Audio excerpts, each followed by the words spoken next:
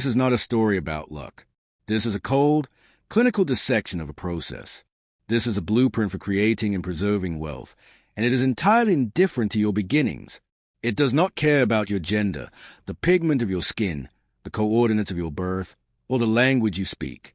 All those factors, the ones that society loves to point to as permanent anchors, are merely terrain. They are obstacles, sometimes jagged mountains, sometimes muddy flats, but they are never, ever the destination. The only thing that matters is the habit. For most of your life, you have been living in the zero state. The zero state is not a location. It is a mental and financial equilibrium where the forces of scarcity and consumption perfectly balance, resulting in a constant, grinding zero sum. You make money, you spend it, you get a raise, your lifestyle absorbs it. You are perpetually running on a financial treadmill, and the digital readout keeps telling you that your net worth, the truth of your economic existence, remains stubbornly close to zero, or worse, deep in the red. Look around you right now. Look at the anxiety that lives in the periphery of your vision, the fear that tightens your chest when you check your bank account after an unexpected expense, the silent resentment toward a life you feel trapped in. That is a zero state making its existence known. It's the constant, visceral tension of living one unexpected car repair or one unexpected medical bill away from true economic catastrophe. We have to understand the zero state not as a failure, but as a system you were programmed into. From the moment you understood money, you were taught to be a consumer, a borrower, a compliant worker.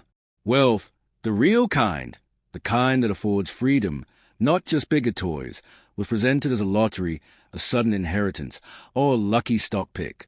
This is the first lie we must tear down. Wealth is not an event. It is a relentless, repetitive process. It's a marathon built of millions of small, boring, correct decisions. Your job, right now, is to initiate the first, most terrifying habit, radical self-assessment. You need to step onto the emotional scales and weigh the full, crushing reality of your current position. This is not the moment for gentle introspection. This is surgery without anesthesia. Pull up every account, checking, savings, retirement, credit card, student loan, mortgage, car loan. Look at the numbers not as symbols, but as the chains they represent. Feel the full weight of the debt, the high-interest liabilities that chew through your future earnings like termites. Many people avoid this moment for decades, preferring the vague, generalized anxiety of knowing things are bad over the acute, sharp pain of knowing exactly how bad. But the truth has an intensity that the lie cannot match. Until you quantify your pain, you cannot cure it. Write down your net worth. Assets minus liabilities. If the number is negative, write it in bold, crimson ink. This number is your starting coordinate. It is the geographic center of your personal zero state, and it is the single most important number in your life right now. It must be faced, absorbed, and then weaponized. We cannot build a fortress on quicksand. The foundation of the wealth habit is not saving a dollar here or there. It is a destruction of the scarcity anchor.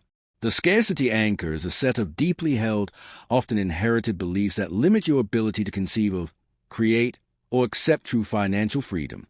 It manifests in insidious ways.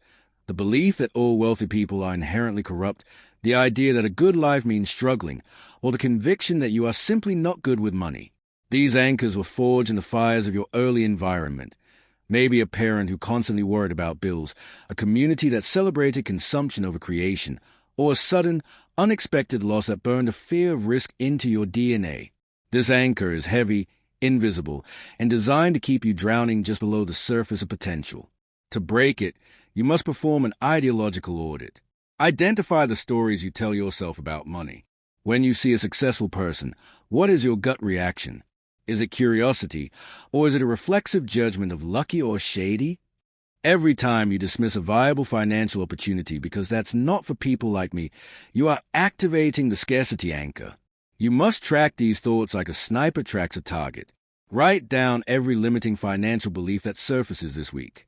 You will be shocked by the sheer volume of negative self-talk and systemic resignation.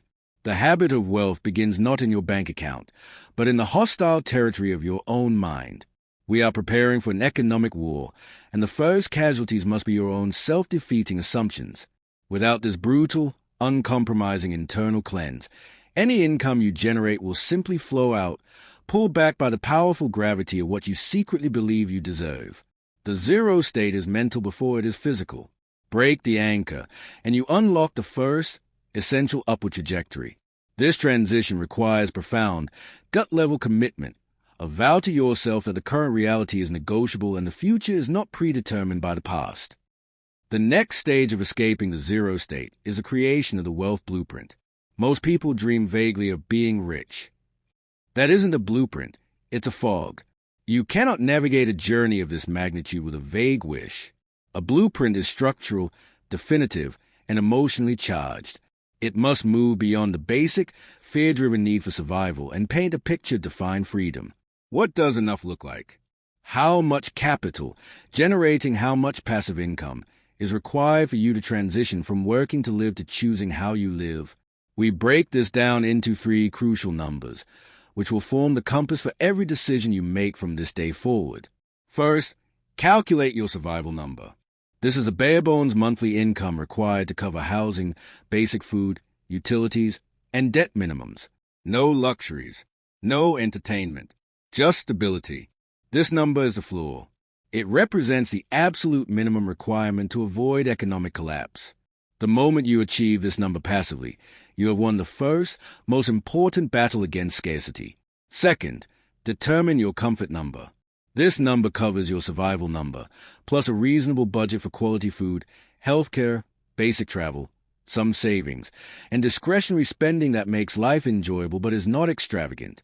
This is where most people stop dreaming. They hit this level and mistake comfort for freedom. The third number is the most critical and the hardest to visualize, your freedom number. This is a capital required to generate your comfort number in perpetuity, without you ever having to actively trade your time for money again.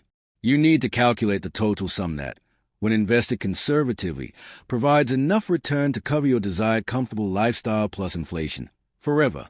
This number is often astronomical, and seeing it written down is meant to shock you, to provide the visceral motivation necessary to sustain the decades of correct decisions ahead. Let's assume, for example, that your comfort number is $5,000 per month, or $60,000 per year. If you plan for a conservative 4% annual withdrawal rate, the common guideline for perpetuity, your freedom number is $1.5 million, $1,500,000. Write that number down. Circle it. This figure, this objective reality, is a fuel. The wealth blueprint is not complete until it includes the emotional why. Humans are not rational financial machines. We are emotional beings driven by desire and avoidance of pain. You must connect your freedom number to a future state so desirable that the short-term pain of sacrifice becomes irrelevant. Is it the ability to pay for your parents' health care without blinking? Is it the freedom to dedicate 10 years of your life to a creative project that may never pay? Is it the quiet dignity of having your time entirely sovereign, beholden to no clock but your own? Get graphic. Do not just say, "I want to be free." Describe the feeling of waking up on a Tuesday with nowhere to be, the scent of the morning air, the sound of the ocean if you choose to live by it, the expression on the face of the person you help.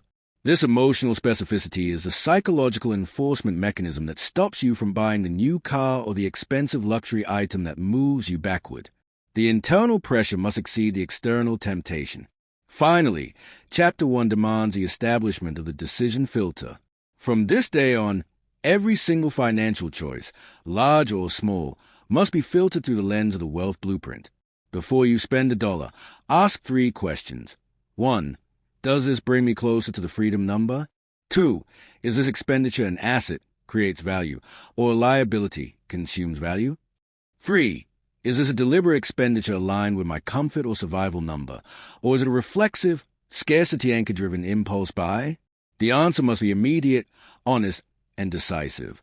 We are moving from a reactive financial life, a life where bills dictate action, to a proactive, deliberate, and strategic existence. The zero state is a gravitational pull toward mediocrity.